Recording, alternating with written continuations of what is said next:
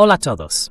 Hoy es lunes, 17 de agosto de 2026, y nuestro querido amigo Alastair Crooke está aquí con nosotros.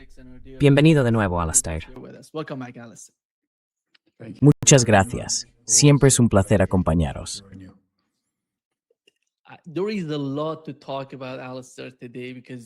Hay mucho de lo que hablar hoy, Alastair, porque han ocurrido muchas cosas en Asia Occidental. Pero déjame empezar por la última, que fue la entrevista de Donald Trump en Fox News hace apenas una hora.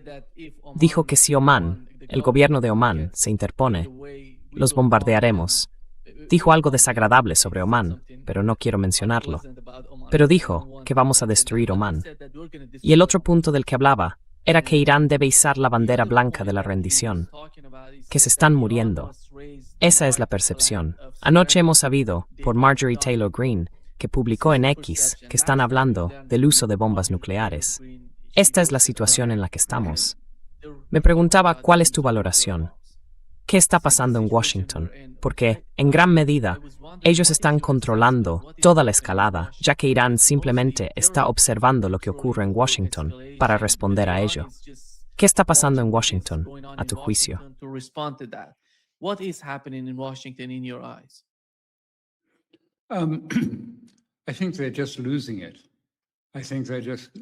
Creo que simplemente están perdiendo los papeles. Creo que están perdiendo los papeles, en muchos sentidos. Con eso quiero decir que se están desesperando y por tanto están cada vez más engañados. Porque no se trata solo de Irán, se trata de la situación económica y del mercado de bonos. Y realmente está empeorando cada vez más. El mercado de bonos, ya sabes, la bolsa puede subir, pero en el mercado de bonos los tipos de interés suben y suben. Y eso son malas noticias, porque podría hundir la IA, por la que Trump lo está apostando todo. El despliegue de la IA, el gran megaproyecto de expansión de la IA, billones de dinero entrando en esto. ¿Y qué pasa cuando se acaba el dinero? Cuando se seca la liquidez. No todo viene de los bancos.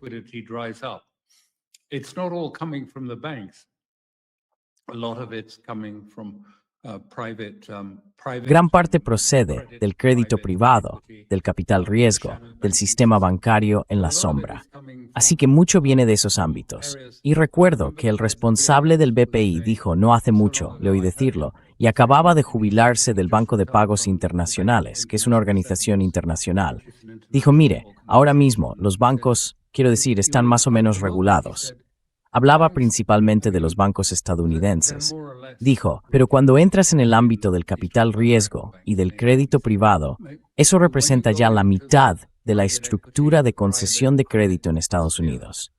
El 50% de todo el crédito no procede de los bancos, sino que se concede mediante apalancamiento, derivados y todas estas cosas, ya sea desde fondos de cobertura o desde esta clase de bancos en la sombra.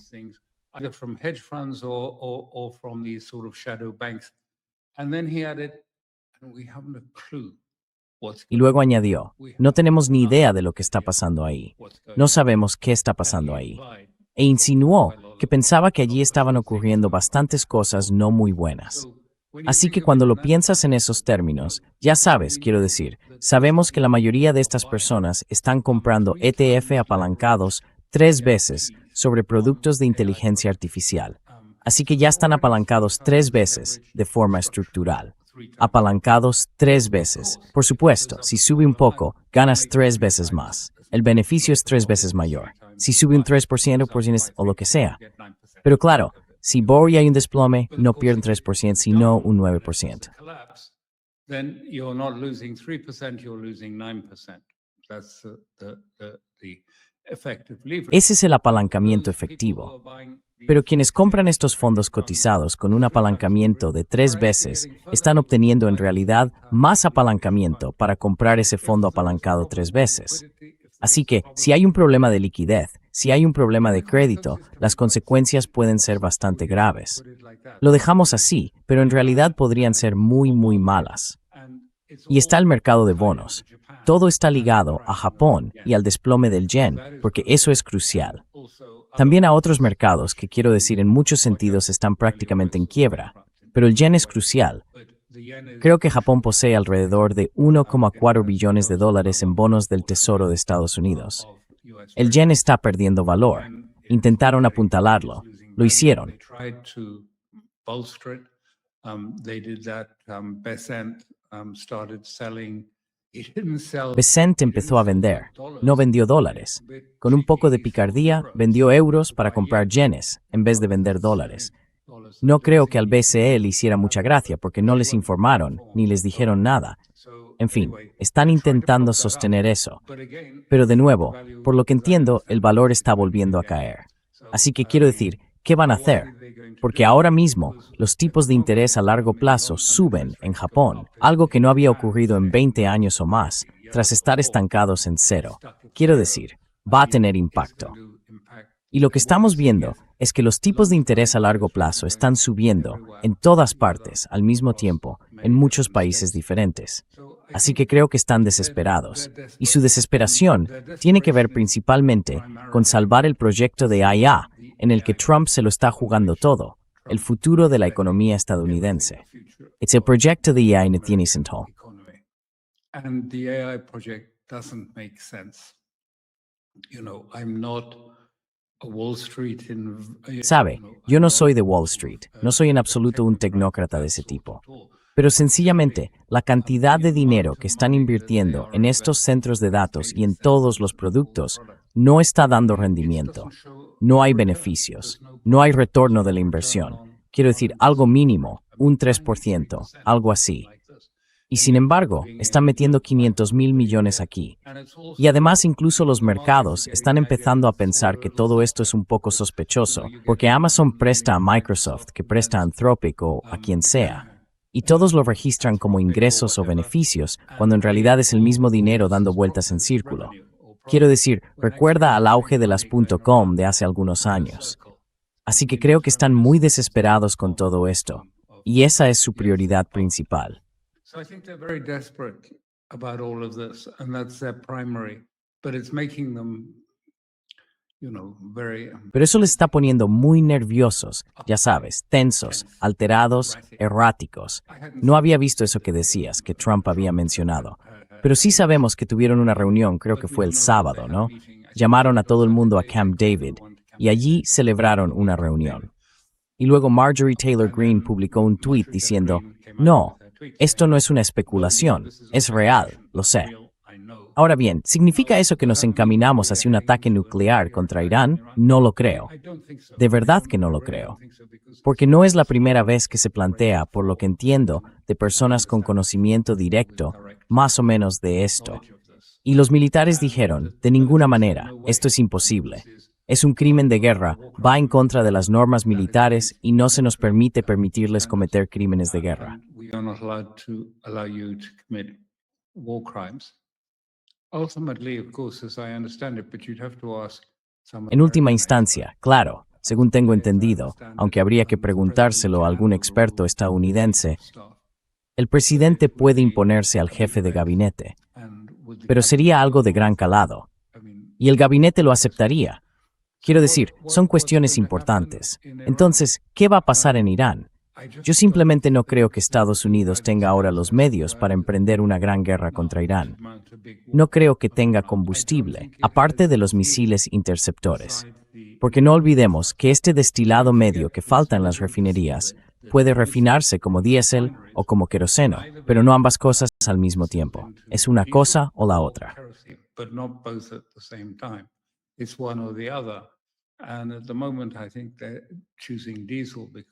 Y de momento, creo que están eligiendo diésel porque hay una gran escasez de diésel. ¿Hay suficiente queroseno? Bueno, podemos ver que las cadenas de suministro en Estados Unidos no están muy bien. Lo vimos con los portaaviones, las cadenas de suministro para dar un poco de carne y verduras a los 5,000 hombres a bordo de un portaaviones. Quiero decir, terrible. Quiero decir, criminal. No puedes tener a 5,000 hombres y darles de comer unas cuantas zanahorias troceadas y una porción de lo que fuera, spam o algo así, porque creo que en algún momento habrá una revuelta. En fin, las cadenas de suministro. Así que no quiero ser demasiado predictivo con esto ni afirmarlo con demasiada rotundidad.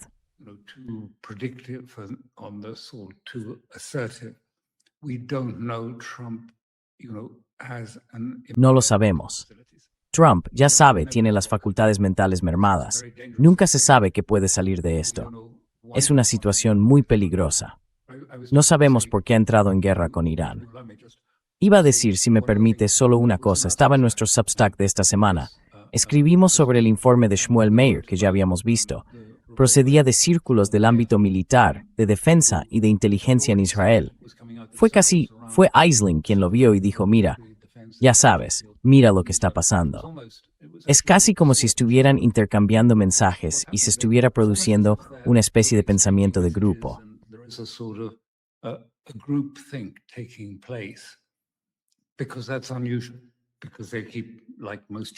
Porque eso es inusual, porque ellos, como la mayoría de los periodistas, mantienen sus ámbitos muy separados. Y parecía que estaba ocurriendo algo. Y lo que decían era que Netanyahu mintió. Y mintió para lograr no una guerra preventiva, sino, si se quiere, una guerra de precaución, al declarar que Irán estaba a punto de conseguir un arma. Y utilizó un lenguaje emotivo, ya sabe, una espada en nuestra garganta. Era la hora 11ª, invocando el holocausto. Y la realidad era que el ejército israelí no respaldaba en absoluto esa opinión. Ahora bien, el Mossad, cuyo director es nombrado por el primer ministro, David Barnea, que posteriormente fue destituido o se marchó, puede que siguiera esa línea.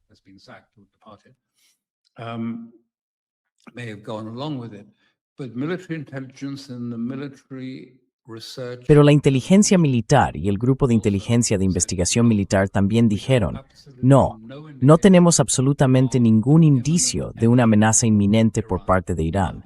Nada. No hay información de inteligencia que respalde esto.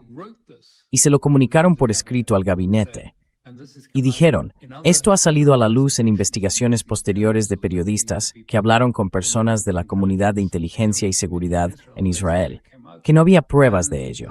Había algún comentario en Internet, ya saben, pero no significaba nada. No había señales físicas de preparativos para avanzar en esa dirección. Y luego dijeron, más o menos, que coincidían con la valoración estadounidense.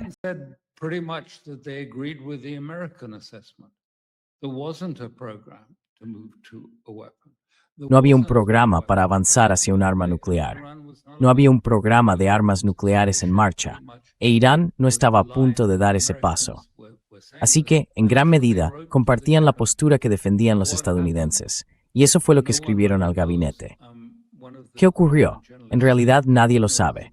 Uno de los periodistas más destacados dijo, el problema es que la toma de decisiones de Netanyahu se ha convertido en una caja negra. Así que nadie sabe exactamente cómo se toman las decisiones en Israel. Y parece bastante claro que él impulsó la idea de una amenaza inminente de Irán con un lenguaje emocional, apelando a la emoción, holocausto, la hora 12, una daga en nuestra garganta. Y su propia inteligencia militar decía, no, eso no es cierto.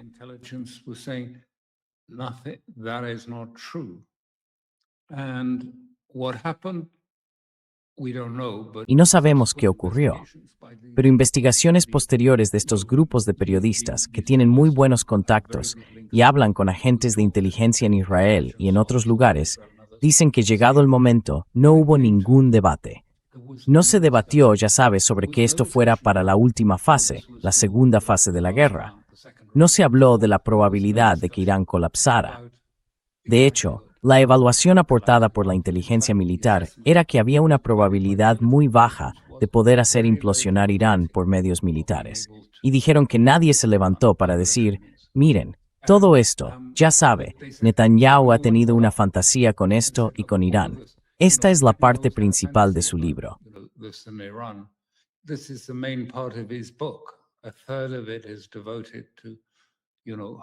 Un tercio está dedicado a, ya sabes, cómo él es el Mesías de Israel y cómo van a ser las cosas. Y ya sabes, él es quien va a salvar a Israel de la destrucción, del colapso inminente y peor aún de una muerte total e inminente. En la práctica, viene a decir, dentro de una semana, ninguno de nosotros estará aquí. Quiero decir, ese es el tipo de lenguaje que utiliza. Así que nadie se levantó y dijo nada. Por tanto, lo que planteaba básicamente en este artículo era, ¿cuánto sabían los funcionarios estadounidenses antes de tener aquella reunión, si lo recuerdas, la reunión en la sala de crisis? Ya sabes, tienen contactos y vínculos con la inteligencia militar israelí, supongo. Sería muy extraño que no los tuvieran. It'd be very strange if they didn't. It would be a big question mark if they didn't know. Sería una gran incógnita si no sabían que la inteligencia militar estaba diciendo, no vemos indicios de ello, no hay pruebas, y consideramos que el resultado probable, si se produjera un ataque, sería muy limitado. ¿Lo sabían? ¿Se lo dijeron a Trump? Tenemos información bastante detallada al respecto en The New York Times.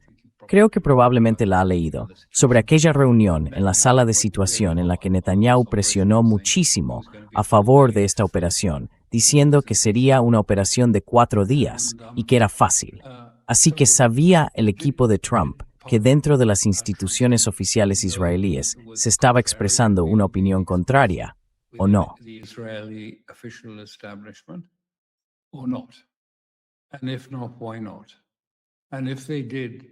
Y si no, ¿por qué no? Y si lo hicieron, ¿qué hicieron al respecto? ¿Dijeron algo? Porque ya sabe, esto tiene ecos del escándalo de Irak. Recordará a Colin Powell agitando una especie de, ya sabe, polvo, armas de destrucción masiva. Es inminente, tenemos que actuar, destruir Irak. Bueno, en cierto modo Netanyahu no agitó ningún frasquito, pero decía, es inminente, se acerca, tenemos que actuar. En ese caso, Estados Unidos fue a la guerra con falsos pretextos, igual que en Irak. Fue a la guerra con el falso pretexto de que había armas de destrucción masiva. No había ninguna en Irak. Y después supimos que fue información de inteligencia falsa lo que les llevó allí.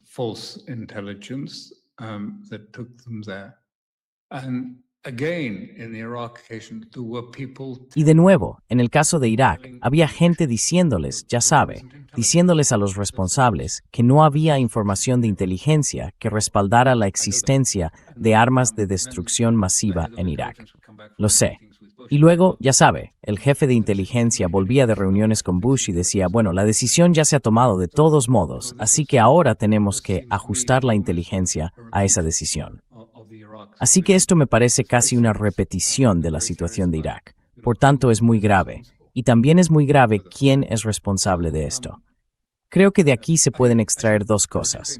La primera debe ser que creo que hay una verdadera indignación en Israel, porque sienten que Netanyahu llevó a Israel a la guerra y que fue un fracaso estratégico total y un fracaso de inteligencia.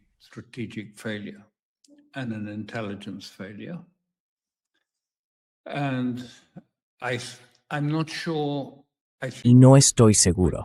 Creo que al final, esto podría ser su final. No ahora, hay elecciones en octubre y demás, pero hay mucho de todo esto, ¿sabes? Llevar a Israel a la guerra siempre se considera en Israel una cuestión tan existencial que no se hace a menos que tengas absolutamente, como dicen los estadounidenses, las pruebas. Y si no las tenían, creo que esto, aunque no lo veamos, porque todas estas conversaciones tienen lugar, en cierto modo, fuera del radar en Israel. No siempre se oye lo que no se ven en la prensa occidental, ni en la prensa en inglés, algunas de estas conversaciones que están teniendo lugar. Pero creo que tendrá un efecto en Israel, y creo que tendrá un efecto en Estados Unidos.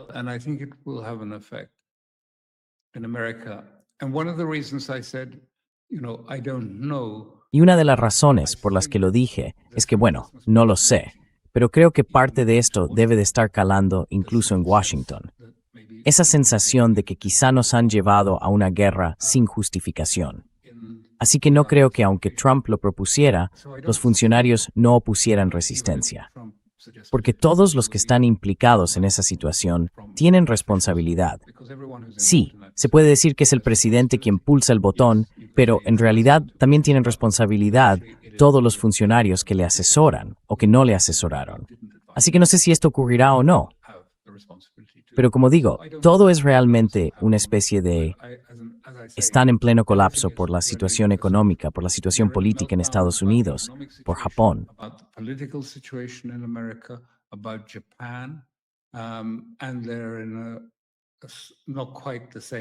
Y no están exactamente en la misma situación de colapso, pero están bastante preocupados por lo que está ocurriendo en Ucrania. Los rusos están atacando de verdad, machacando las infraestructuras. Han destruido Odessa y los puertos del Mar Negro de forma bastante exhaustiva. Y ahora tenemos una escalada, con los europeos proporcionando misiles a Ucrania para disparar incluso, quiero decir, más allá de lo profundo de Rusia, en esa base de Samara, que es su estación espacial. Al parecer, dispararon un misil. No sabemos qué daños causó, si es que causó alguno, ni si fue solo una gran bola de fuego, porque sabemos que los ucranianos han estado poniendo queroseno en sus ojivas para lograr el efecto de las llamas, el humo y todo lo demás. No causa mucho daño, pero desde la perspectiva ucraniana es buena propaganda. Así que todo esto se está juntando, y creo que sigue siendo un momento peligroso. It's still a dangerous moment, I think. Yeah. The memorandum of understanding last night. El memorando de entendimiento de anoche incluía esos 60 días del memorando. Se mencionaba que debían hablar para avanzar, para hacer algo respecto a las condiciones señaladas en el MDE. No hicieron nada. Y hace solo unos instantes hemos sabido, por boca del portavoz del Ministerio de Exteriores iraní, que no existe tal cosa como un alto el fuego de 60 días. Se suponía que habría un periodo de cese de hostilidades de 60 días, durante el cual Estados Unidos e Irán intentarían alcanzar un acuerdo, pero no lo lograron. Y el otro punto que menciona es que eso no significa que hubiera algún tipo de, ya sabe, plazo para el MDE. Significa que esos 60 días no quieren decir nada. It means that 60 days doesn't mean anything, and are they going to extend it? Nobody knows. Y van a prorrogarlo. Nadie lo sabe. Por otro lado, hemos tenido un informe de Reuters que dice que Irán ha lanzado un ultimátum a Estados Unidos, que vuelva a una diplomacia seria, o levante el bloqueo naval, o se enfrente a una expansión de la guerra. Es grave lo que está pasando con el bloqueo. El plazo, que al parecer es de unas pocas semanas como máximo, se ha comunicado a Estados Unidos a través de Pakistán y Qatar. Y esto es lo que está ocurriendo, Alastair. ¿Crees que todavía hay alguna posibilidad de que las dos partes se reúnan sobre la base del memorando de entendimiento? ¿O sientes que de algún modo el memorando de entendimiento ya no va a funcionar?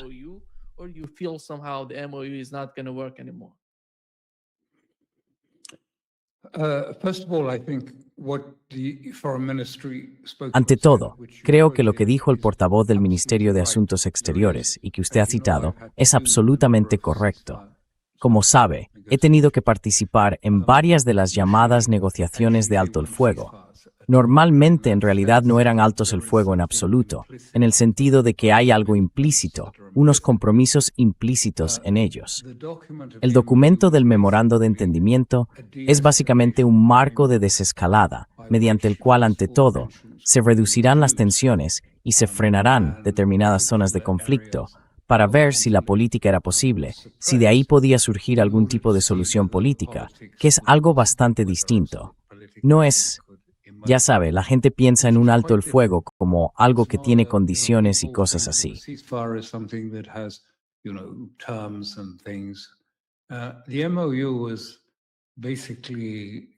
El memorando de entendimiento era básicamente solo un marco para desescalar la violencia y ver si había algún proceso político. ¿Se lo tomaron en serio los estadounidenses? Literalmente, quiero decir, no lo sé. No lo creo. Creo que ya sabe, no creen realmente en ese tipo de acuerdos ni en compromisos con otros estados. Quiero decir, ya sabe, no los aceptan para sí mismos. Siempre están exentos de tratados y acuerdos. Y creo que esto era, ya sabe, en cuanto deje de convenir a Estados Unidos, incumplirán los términos de cualquier acuerdo. Irán lo entiende muy bien después de la experiencia del JCPOA.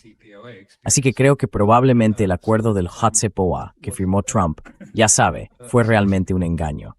Nunca tuvo realmente la intención seria de... ¿Quiere decir el memorando de entendimiento? El memorando de entendimiento sí. You mean MOU? You mean The MOU? MOU. Yeah. I think it was a deceit. I think he didn't really mean it. Creo que fue un engaño. Creo que en realidad no lo decía en serio. Y creo que fue solo una maniobra, porque lo que quería era presionar a Irán a través de los estados del Golfo y de todos los demás para abrir todos los frentes. Y eso era todo. No creo que después él fuera a decidir tranquilamente si quería negociar o no con Irán sobre cuestiones nucleares. De todos modos, no creo que haya mucho interés en Washington por negociar sobre cuestiones nucleares, porque es poco probable que lleguen a un acuerdo. Y en sus propios términos, aún sería menos probable que lo lograran. Y creo que Irán estaría loco si volviera a entrar en esas estructuras de inspecciones, de la OEA y de sanciones.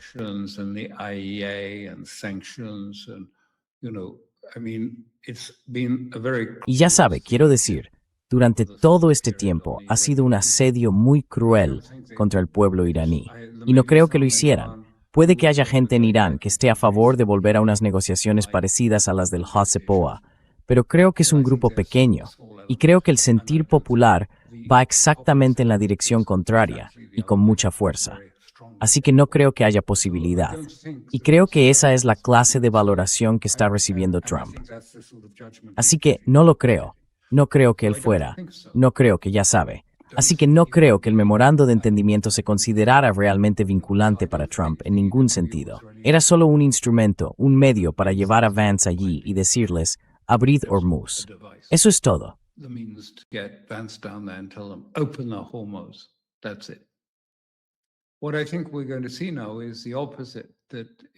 Lo que creo que vamos a ver ahora es lo contrario, que Irán ha entrado en una fase completamente distinta de la guerra.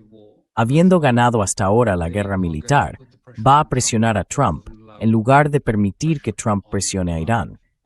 Y de hecho, la mayoría de los esfuerzos de Trump por presionar a Irán, por ejemplo a través de los estados del Golfo, o presionando a las Hashd en Irak, o a través del Líbano, en realidad han salido mal y han aumentado la presión sobre Estados Unidos en vez de aumentarla sobre Irán. Mire, incluso los estados del Golfo están diciendo ahora, bueno, quizá tengamos que entendernos con Irán de cara al futuro. Así que no ha funcionado. Entonces, ¿qué puede hacer?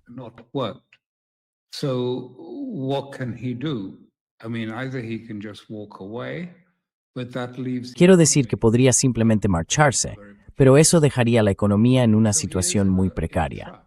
Así que está atrapado. Hay mucha gente que habla de lo que llaman una trampa de escalada. Pape es uno de ellos, el profesor Pape. Creo que eso es demasiado simplista. Después de haber estado en este tipo de negociaciones durante bastante tiempo, creo que es una visión demasiado simplista. Sí, es una trampa. Y Bessent podría intentar hacer algo para imponer más sanciones a Irán.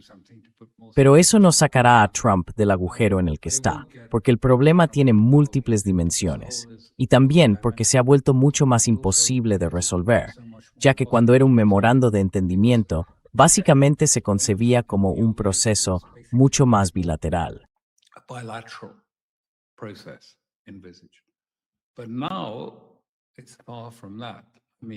Pero ahora estamos muy lejos de eso.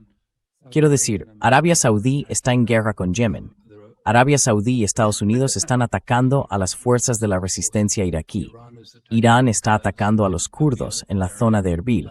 Ucrania ha empezado a atacar un barco iraní en el Caspio. Quiero decir, toda la región se está calentando. Todo está interconectado, pero todos tienen, por decirlo así, sus propias agendas. Así que, en lugar de tener que resolver una sola cuestión, Irán, Estados Unidos, ahora hay toda una matriz de problemas que se están abriendo por toda la región. Y bueno, yo creo que Estados Unidos no tiene la capacidad diplomática para resolver todo esto. Y luego está Israel.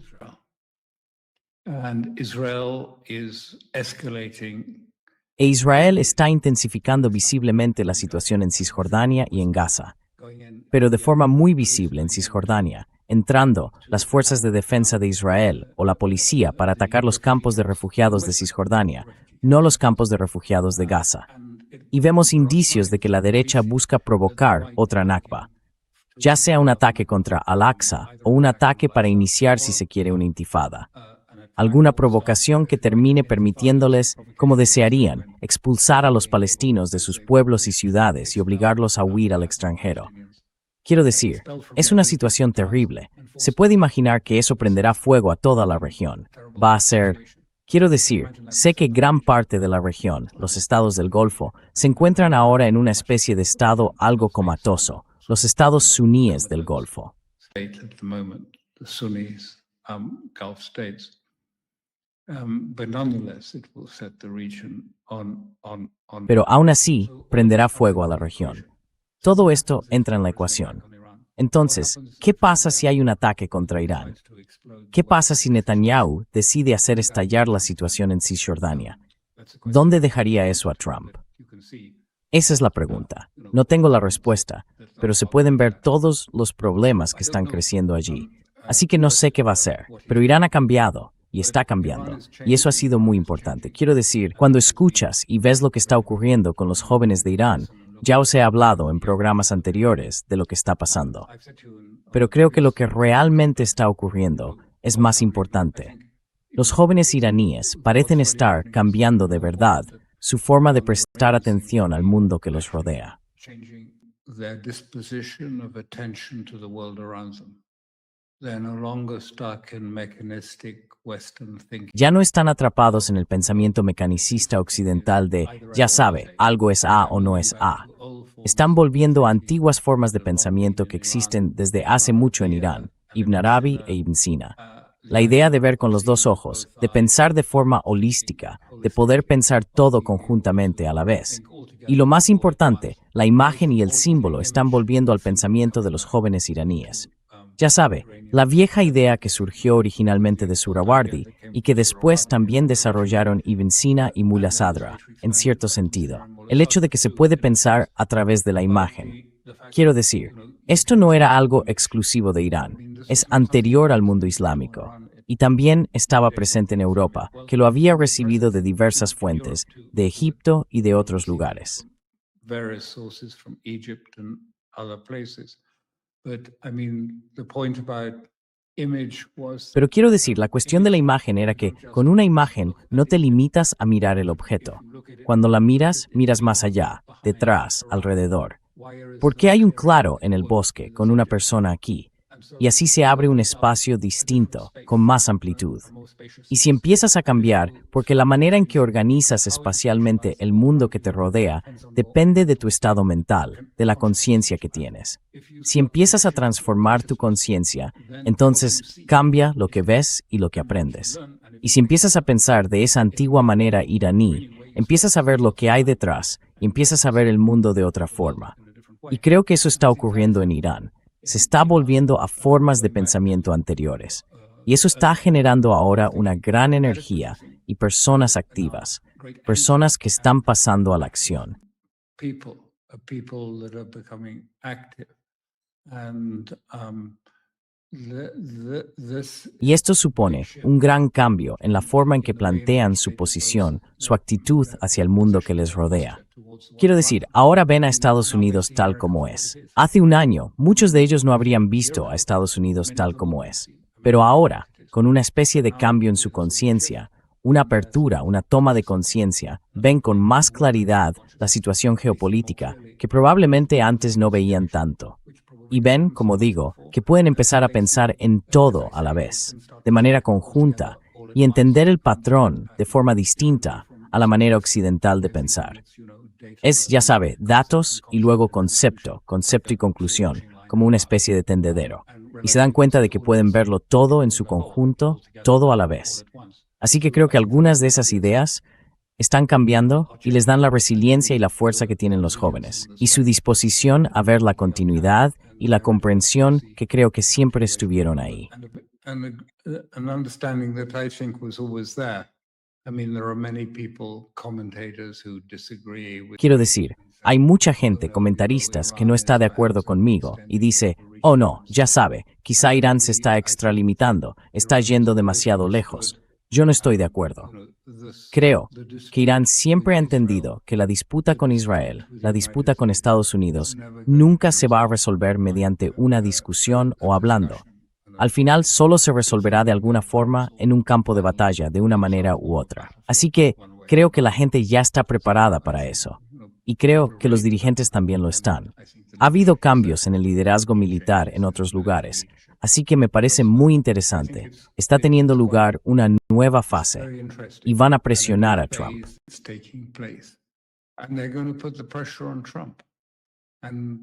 Trump is, not someone. Y Trump no está acostumbrado a que le sometan a una presión así. Probablemente intentará responder de alguna manera, hacer algo. Pero Irán tiene cosas que puede hacer. De forma notable, han dejado en paz a los buques del bloqueo, pero los 60 días ya han terminado. Atacarán los barcos.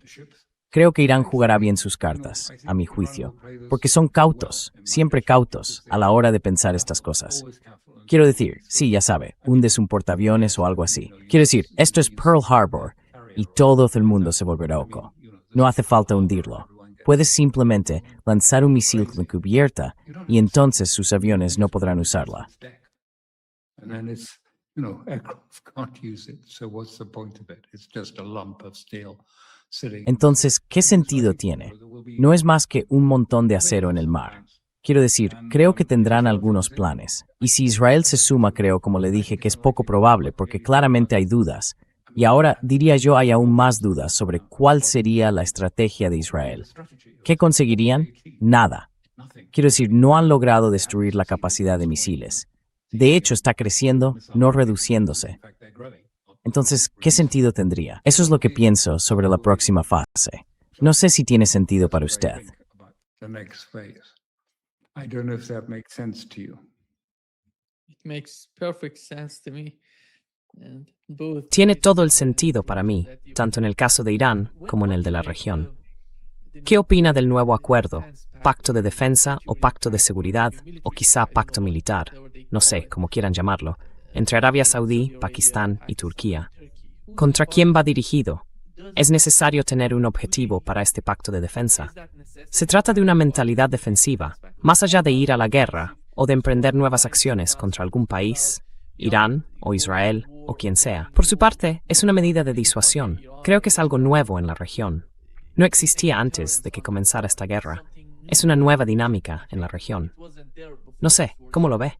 This is a new dynamic in the region. I don't know, how do you see that? I think it's partly Creo que en parte es una cuestión de que muchos de los estados, especialmente los suníes, se sienten debilitados y con su identidad cuestionada. En particular, estados como Arabia Saudí, que está realmente entre la espada y la pared, porque las ventas de combustible, las ventas de petróleo, han caído, creo, un 74%. No garantizo que esa sea la cifra correcta, porque habría que preguntárselo a los expertos, pero creo que más o menos es así. Y necesitan que el petróleo esté a $100 para poder mantener en pie el gobierno. Entonces, ¿qué haces? Bueno, el señor Bessent no te permitirá vender bonos del tesoro. Así que, ¿cómo vas a cubrir el déficit? Y esa es una gran crisis. Así que creo que Arabia Saudí siente que Estados Unidos la ha dejado tirada y al mismo tiempo quiere tener otras manos a las que aferrarse. At the same time, it wants, other hands to hold. I mean, Russia and China are far away and they don't do this. Quiero decir, Rusia y China están lejos y no les resulta fácil hacer esto. Así que se han aferrado a Pakistán. Pero esto pone a Pakistán en una situación muy difícil porque, claro, cuando asesinaron al líder supremo, los chiíes pakistaníes se levantaron y redujeron el consulado a cenizas. Fueron disturbios graves y violentos, y no lo han olvidado. Además, los dirigentes pakistaníes, ya sabe, el mariscal de campo casi no tiene apoyo en Pakistán, muy poco apoyo. Imran Khan sí tenía apoyo, y lo pusieron en unas circunstancias en las que no logró superar una votación de confianza, y ahora están bastante desesperados por conseguir dinero. Así que creo que todo esto está en cierto modo dirigido a Washington. Quieren demostrarle a Washington que fueron mediadores y que siguen siendo el vínculo vital en el ámbito de Oriente Medio. In the Middle Eastern sphere, Pakistan has to be taken as a key. Hay que considerar a Pakistán como un actor clave. No creo que Estados Unidos lo vea así. Y creo que Arabia Saudí, como digo, probablemente solo atacó a las fuerzas de movilización popular porque no quería atacar a los yemeníes, que seguramente eran los más responsables de la destrucción de al menos una de las instalaciones de Aramco. Quiero decir, han atacado tanto el lado este como el oeste de ese oleoducto hacia Yanbu. Así que creo que los saudíes realmente no quieren ir a la guerra con Yemen, aunque ahora están en guerra con Yemen. Quiero decir, la guerra se ha intensificado mucho. Los yemeníes, los hutíes, han estado atacando con bastante implacabilidad a las fuerzas vinculadas a Arabia Saudí en el sur y las han obligado más o menos a huir. Entonces, ¿qué es esto?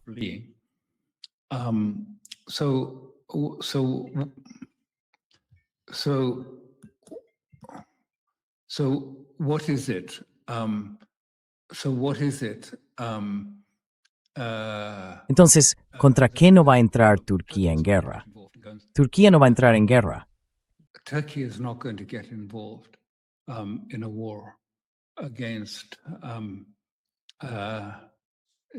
Is not going to get involved in a war at all. En absoluto contra los hutíes. ¿Por qué iban a hacerlo? Why should they? No harán eso. And I don't think. Y no creo que esto es más una puesta en escena, en realidad. Ya sabe, hablamos de energía nuclear en Pakistán, pero creo que es una puesta en escena. I think it's performative.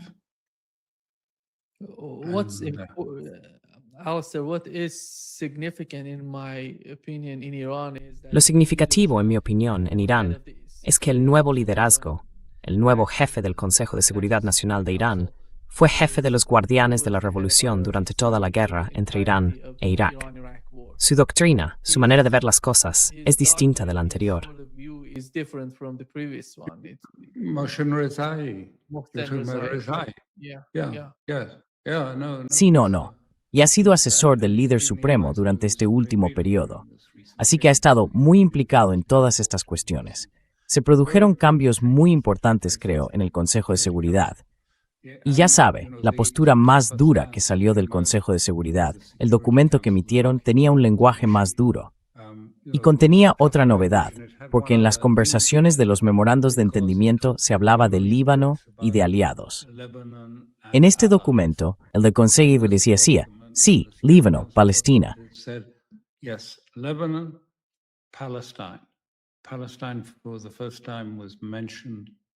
Palestina fue mencionada específicamente por primera vez, lo que creo que es un elemento importante en el contexto de lo que te dije antes, que podríamos ver que ocurre algo, ya sabes, en Cisjordania, en Gaza, y que Irán podría verse implicado. Así que todas estas cosas son complicadas. Así que creo que sí. Quiero decir, Irán ha llegado a una situación en la que hay un liderazgo que entiende que las cosas no pueden dejarse como están. Probablemente, el memorando de entendimiento no tuvo consecuencias. Así que tienen que presionar a Trump, y lo harán, no yendo directamente a la guerra, sino mediante operaciones militares cuidadosas y estructuradas contra objetivos en el Golfo o en otros lugares. Targets in the Gulf or elsewhere. Yeah, Sí, muchísimas gracias, Alistair, por acompañarnos hoy. Ha sido un gran placer. great pleasure. El placer es mío. Como siempre. El placer es mío. Before wrapping up, please go to Substack. Antes de terminar, por favor, entrad en Substack, en Conflicts Forum en Substack. Seguid a Alistair y podéis suscribiros a su Substack. Vais a aprender mucho porque prepara sus artículos junto con Ashley y ella también escribe en vuestro Substack. Creo que los dos gestionáis la cuenta de Substack y es fantástica. Id allí y seguid a Alistair y a Ashley en su Substack. Gracias. Muchísimas gracias. Thank you so much. Thank you so much. Muchísimas gracias. Muchas gracias. Y todo lo mejor. Veremos qué pasa. Hasta luego. Bye for now. Hasta luego.